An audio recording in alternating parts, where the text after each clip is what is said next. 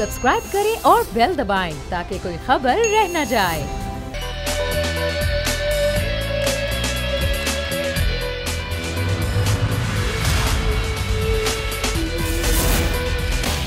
अस्सलामुअलैकुम नाज़रीन, प्रोग्राम आज की ताज़ा खबर में आपको खुशामदीद कहूँगी। मैं हूँ आपके साथ सहरेश जुहेब। जैसा कि आप जानते हैं, मुल्क में बहरानी कैफियत है और ऐसी सूरत हाल में कोरोना वायरस के पेश नज़र हुकूमती लेवल पर इजलास तो हो ही रहे हैं, एक हलचल नज़र आ रही है। उसके साथ साथ वज़ीर आज़म इमरान खान ये कह चुके हैं कि इस कोरोना से हमें लड़ना है, भूख से आवाम को बचाना है और मईशत से भी हमें निमटना है। तो इस सारी सूरत हाल में डेवलपमेंट्स डे बाय डे हमें तेज़ होती दिखाई दे रही हैं, लेकिन अफसोस की बात, तशवीश की बात है कि कोरोना वायरस के केसेस भी बढ़ते जा रहे हैं। यही वजह, काफ़ी सख्त रिमार्क्स थे आज सुप्रीम कोर्ट में जब इस केस पर समाअत हुई। आज कोरोना वायरस, आज खुद नोटिस केस की समाअत हुई है, इस पर हम बात करेंगे। LOC पर क्या सूरत हाल है उस पर भी बात होगी कि एक तरफ कोरोना वायरस है, दूसरी तरफ भारत में जंगी जुनून जो कि नज़र आ रहा है, उस पर बात करेंगे। लॉकडाउन में अब तौसी की जा रही है, UC सील्स की जा रही हैं। इस वक्त हमारे मेहमान हमें ज्वाइन कर चुके हैं। पाकिस्तान तहरीक इंसाफ से शौकत बसरा साहब हमारे साथ मौजूद हैं। चीफ न्यूज़ ऑफिसर फैसल अजीज़ खान साहब वाया स्काइप हमारे साथ मौजूद हैं, जबकि डिप्टी ब्यूरो चीफ लाहौर मियाँ दाऊद भी हमें ज्वाइन कर चुके हैं। आप सबका बहुत शुक्रिया। सबसे पहले मैं शौकत बसरा साहब आपकी तरफ आऊँगी। आज ये इजलास हुआ है कोऑर्डिनेशन कमेटी का, इससे पहले भी इजलास हुए हैं, लेकिन हम ये देख रहे थे कि बार बार हमें शिकवा सुनने को मिल रहा था कि विफाक और सूबों के दरमियान कोऑर्डिनेशन नहीं है, सब एक पेज पर नहीं है। पंजाब में ये हुआ तो ठीक है, सिंध में ये हुआ तो गलत है। अब ये कहा जा सकता है कि ये सब एक पेज पर हैं, इनमें कोऑर्डिनेशन बन गई है, क्योंकि आज वज़ीर आला सिंध ने भी कह दिया कि वज़ीर आज़म फैसला करें, उस पर सूबे अमल करेंगे।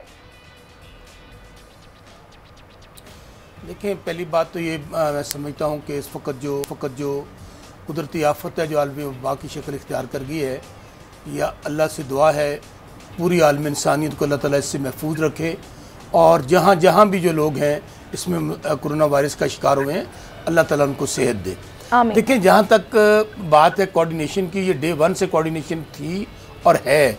मेरा ख्याल कहता है कि सूबे भी और वफाक भी डे 1 से एक दूसरे राब्ते में है, लेकिन कुछ लोग मीडिया की कंजम्पशन के लिए और पॉलिटिकल पॉइंट स्कोरिंग के लिए, मैं समझता हूँ कुछ चीज़ें जो TV पे लोग आते हैं या कुछ लोग जो काम कर रहे, तो अच्छी बात नहीं है। इस मौके पे हमें एक नेशन के तौर पर, एक कौम के तौर पर आगे बढ़ना है, और अल्हम्दुलिल्लाह हम सब लोग एक हैं। इस वक्त कौम इकट्ठी है। मैं समझता हूँ कि वो लोग कोरोना वायरस से भी ज़्यादा ख़तरनाक हैं जो लोगों में पैनिक क्रिएट कर रहे हैं, या लोगों में खौफ क्रिएट करते हैं, या पॉलिटिकल पॉइंट स्कोरिंग करते हैं। आज आपने देखा, ये आप कह रही हैं पहली मीटिंग, बिल्कुल ऐसी बात नहीं है। पहली मीटिंग मैंने कहा इससे पहले भी मीटिंग्स हुई हैं, मैंने कहा इससे पहले भी मीटिंग्स हुई हैं, लेकिन आज जैसे ये कहा गया है कि भाई जो फैसला वज़ीर आज़म करेंगे उस पर सूबे अमल करेंगे, ये बहुत अच्छी बात है, पॉजिटिव बात है। यही अर्ज मैं कर रहा हूँ कि इससे पहले भी वीडियो लिंक्स पे मीटिंग हो रही है, मुश्तरका मफादत कौंसिल की मीटिंग भी हुई है, और उसमें तमाम स्टेक होल्डर्स मौजूद हैं। उसमें NDMA मौजूद है, वफाक है, सूबे हैं, और फिर मैं कह रहा हूँ अल्हम्दुलिल्लाह ये अल्लाह ताला की बड़ी करम नवाजी है कि हम लोग अपनी अपनी सियासी जमातें होने के बावजूद हम सब लोग मुत्तहिद हैं और एक कौम बनकर लड़ रहे हैं। लेकिन कुछ लोग, मैं फिर पॉइंट आउट करूँगा कि कुछ लोग जो है, शायद उनको जो मीडिया की कंजम्पशन के लिए, पॉलिटिकल पॉइंट स्कोरिंग के लिए उनको आदत है, वो इससे बाज नहीं आते। तो मैं समझता हूँ उनको बाज आना चाहिए। इस वक्त इकट्ठे होने का वक्त है, मुत्तहिद होने का वक्त है, एक कौम बनने का वक्त है, और इंशाअल्लाह हम इस कोरोना वायरस से बाहर निकलेंगे। काफ़ी जो भी फैसला होगा, लॉकडाउन का पहले भी जो हुआ था कंसेंसस से हुआ था, और अभी कंसेंसस से होगा। अच्छा फैसल साहब, ये देखना ठीक है शौकत साहब, फैसल साहब आप ये कहिएगा, सबसे बड़ी बात, मैं आऊंगी वापस आपकी तरफ, सर सबसे बड़ी बात यह है कि प्राइम मिनिस्टर ने कल जो रिक्वेस्ट की इंटरनेशनल कम्युनिटी को, जब आप एक ड्राइविंग सीट पे होते हैं, आपने हर चीज़ को देखना होता है। आपने लोगों, हमारी इकोनॉमी पूरी दुनिया के सामने है, हमने ये देखना है कि अल्लाह ना करे हमारी इकोनॉमी पे इतना स्ट्रेस आ जाए, भूख की वजह से लोग परेशान हो जाएं, तो हमने सारे फैसले सोच समझ के लेने हैं। बिल्कुल आप ठीक कह रहे हैं। अच्छा फैसल साहब, अभी आपने शौकत बसरा साहब की गुफ्तगू सुनी, वो बोल रहे हैं कि डे 1 से कोऑर्डिनेशन थी, किसी किस्म का गैप नहीं था और सब एक पेज पर हैं। क्या आपको कोऑर्डिनेशन का फुकदान नजर आया, या आपको लगा कि वाकई ये सब एक पेज पर मौजूद थे? नहीं, बिल्कुल एक पेज पर मौजूद नहीं थे, और अफसोसनाक बात थी। बिल्कुल फैसले आगे पीछे हो रहे थे, सिंध के फैसले पहले आ रहे थे और सिंध को फॉलो कर रहे थे बाकी सूबे, और सिंध के जो सीएम हैं वो अच्छी तरह एक्सप्लेन कर रहे थे, और उनके जो वजीर इत्तलात हैं नासिर हुसैन शाह वो एक्सप्लेन कर रहे थे, सईद गनी साहब एक्सप्लेन कर रहे थे, और वो ज्यादा सीरियस ले रहे थे उस मामले को। उन्होंने स्टेप लॉकडाउन के फैसले भी पहले किए, सारी चीजें अलग अलग थी, इसमें कोई शक नहीं है। उसके बाद पंजाब ने बहुत लेट फैसले किए, वफाक ने लेट फैसले किए, लेकिन इस वक्त इस चीज का पॉइंट नहीं रहा। अब पॉइंट ये हो गया है कि वजीर आजम को तमाम सीएम ने ये पावर दे दिया है कि जो आप फैसला करेंगे हम उसे फॉलो करेंगे, और ये मेरे ख्याल है पाकिस्तान के लिए इस वक्त सबसे बड़ा फैसला है कि इस क्राइसिस के अंदर सब लोग वजीर आजम पाकिस्तान की बात को माने और वो पॉलिसी ड्राइव करें और सब उसको फॉलो करें। इसी तरह से पाकिस्तान इतने बड़े क्राइसिस से निकल सकता है। एक एंड नहीं है, सिर्फ ये एंड नहीं है कि कोरोना का मुकाबला करना है, भूख का मुकाबला करना है, इकोनॉमी को फेस करना है, बहुत सारे और इश्यूज हैं जो वफाक कर सकता है, सूबा नहीं कर सकता। और मुराद अली शाह साहब को क्रेडिट देना चाहिए कि जो एक कल हमने देखा 12-14 घंटे मुख्तलिफ किस्म के बयान चल रहे थे जो शौकत बसरा साहब कह रहे हैं कि मीडिया की वजह से चल रहे थे। मेरा नहीं ख्याल मीडिया की वजह से, क्योंकि वो अपने मोबाइल्स के ऊपर जो है वो क्लिप्स बना के भेज रहे थे, जो पीटीआई के रहनुमा है बहुत सारे, उनकी वजह से ये चीज खड़ी हुई थी, जो कि नहीं होनी चाहिए थी। फैसल वार्डर की जानिब से होनी चाहिए थी कि जो बहुत अच्छे से गुम थे और अचानक से आके उन्होंने एनवायरनमेंट खराब किया।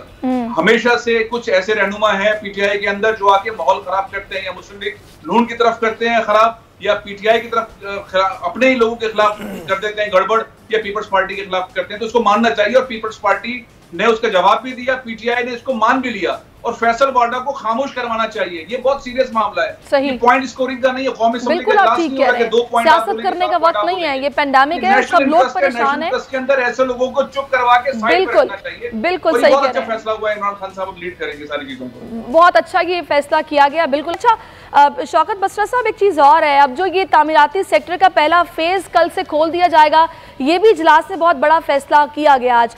तो मेरा ख्याल है कि ये इसीलिए किया गया है कि जो बेरोजगारी है वो भी एक बहुत बड़ा अलमिया है कि लोग भूख से ना मरें, पहिया मईशत का चलता रहे, इसके लिए फैसला किया गया। लेकिन अगर एहतियाती तदाबीर के लिए कोई हिकमत अमली वजह ना की गई तो ये बैकफायर भी कर सकता है, बहुत बड़ा मसला हो सकता है, क्योंकि बहुत तेज़ी के साथ अब ये वबा फैल रही है, पेंडेमिक की सूरत हाल है। तो इसके लिए हिकमत अमली भी बनाई गई है, या फिर बस ऐसे ही फैसला कर लिया गया? सहरिश, आपने अहम नुकता उठाया है। डेफिनेटली जब कोई भी सेक्टर को अलाउ किया जाएगा तो उसके अंदर जो हिफाजती इक़दाम हैं, जो एहतियाती तदाबीर हैं, उनको फॉलो अप किया जाएगा। जब तक वो फॉलो नहीं होंगी तो जाहिर है हमें सबसे पहले तो इस कोरोना से लड़ना है ताकि कोरोना फैले ना। और दूसरी साइड पे हमने वही बात जो फैसल अजीज साहब अभी कर रहे थे, हमने लोगों की जो बेरोजगारी है, लोगों को अच्छा, माजर चाहूंगी शौकत सब एक पेज पर हो जाएं, क्या लॉकडाउन हो रहा है, लॉकडाउन नहीं हो रहा, लॉकडाउन बढ़ रहा है नहीं बढ़ रहा, लोग मरना शुरू हो गए हैं, मामले की संजीदगी को समझें, उनकी जानिब से कहा जा रहा है। ब्रेक लेते हैं, हमारे मेहमान हमारे साथ मौजूद हैं, ब्रेक के बाद वापस आएंगे, गुफ्तगू के सिलसिले को आगे बढ़ाएंगे।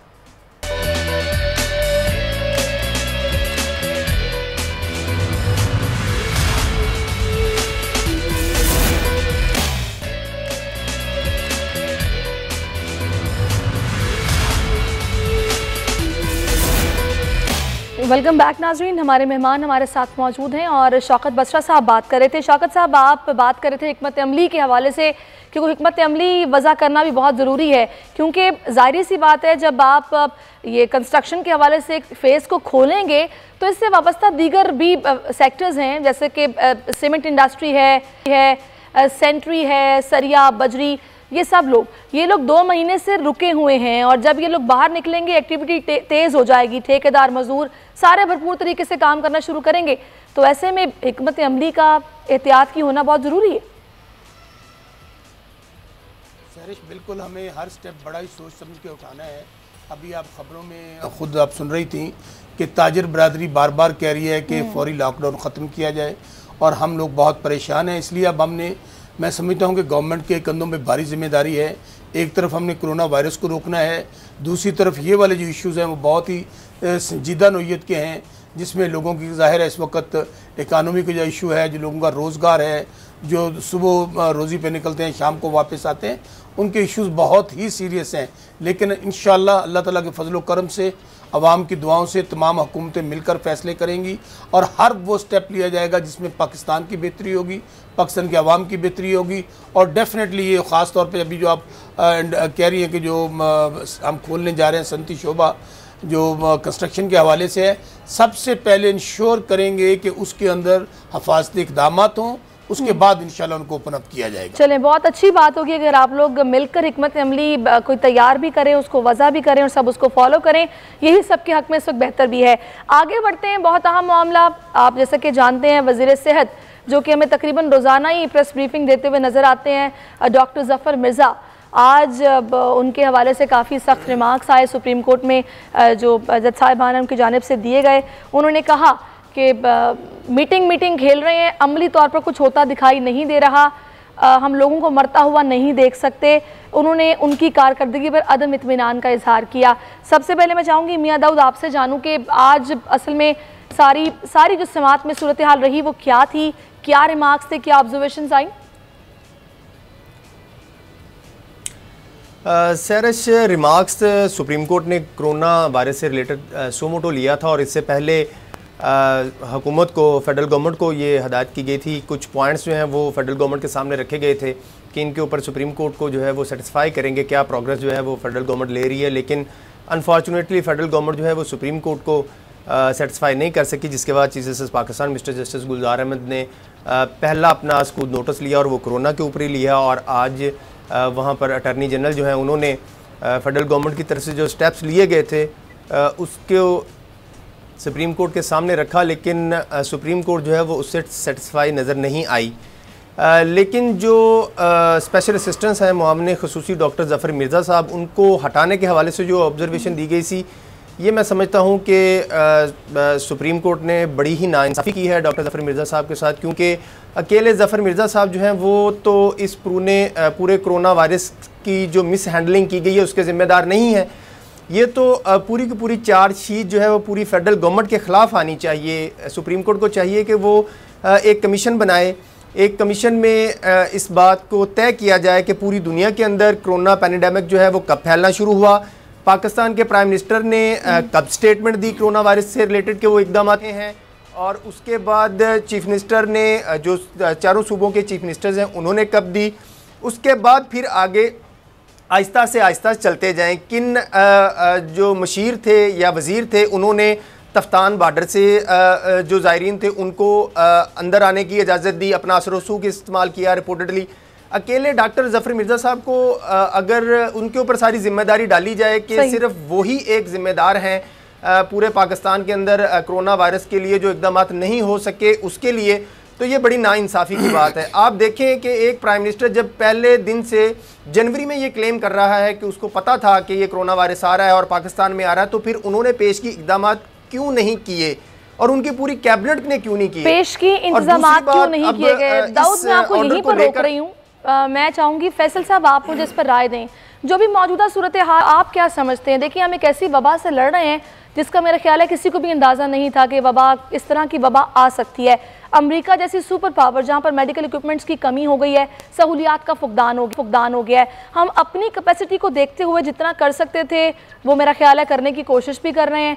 और डॉक्टर ज़फ़र मिर्ज़ा जो कि स्पेशल असिस्टेंट भी हैं, वो भी बार बार आके प्रेस ब्रीफिंग में बताते भी रहते हैं कि भाई क्या हो रहा है, क्या नहीं हो रहा, ये कोशिश की जा रही है, ये प्लान बनाया जा रहा है। तो आपको नहीं लगता ये कुछ ज़्यादा एक्सपेक्ट करना अनजस्टिस होगा? देखिए, मैं दो चीजों पे कमेंट करूंगा। एक तो ये कि हुकूमत की जो पॉलिसी थी पहले स्टेप के अंदर वो एक्स्ट्रा ऑर्डिनरी थी। जब ये वबा फैली तो ज़फ़र मिर्ज़ा ही थे, इमरान खान ही थे जिन्होंने कहा कि चीन से हम अपने तलबा को, अपने ताजरों को, अपने विजिटर्स को नहीं लाएंगे और ये बहुत खतरनाक सिनेरियो है। और सारी दुनिया क्या कर रही थी, अपने लोगों को उठा के अपने मुल्कों में ले जा रही थी। यूरोप के मुल्क ले गए चाइना से अपने लोगों को स्पेशल चार्टर तैयारी करवा के। 2.5 मिलियन लोग एक हफ्ते के अंदर निकले हैं चाइना से और यूरोप में जाके फैल गए। 5.5 लाख लोग चाइना से निकले, न्यूयॉर्क जाके लैंड कर गए। और हुकूमत ने कहा कि हम एक पाकिस्तानी को नहीं लाने देंगे, किसी तलबा को नहीं आने देंगे। और बहुत शोर मचा और पाकिस्तान के अंदर मैं आप सब शोर मचाते रहे कि सारी दुनिया अपने लोगों को ले जा रही है, हम क्यों नहीं लेकर आ रहे। हुकूमत की लॉन्ग टर्म एक दानिशमंदी वाली चीज थी जिसकी वजह से पाकिस्तान पहले फेज के अंदर बच गया, बड़ा महफूज रहा। और बार बार हुकूमत ये कहती रही कि हमारे पास वसाइल नहीं है, हमारे पास सिनेरियो नहीं है। और ये अच्छा, मुझे तो ये बिल्कुल अनफेयर इनजस्टिस लग रहा है जो सूरत हाल है, अगर उनको इस तरह कहा जा रहा है। लेकिन खैर देखते हैं, कोई ना कोई रिपोर्ट होगी जिसकी बिना पर इस तरह के रिमार्क्स आए हैं।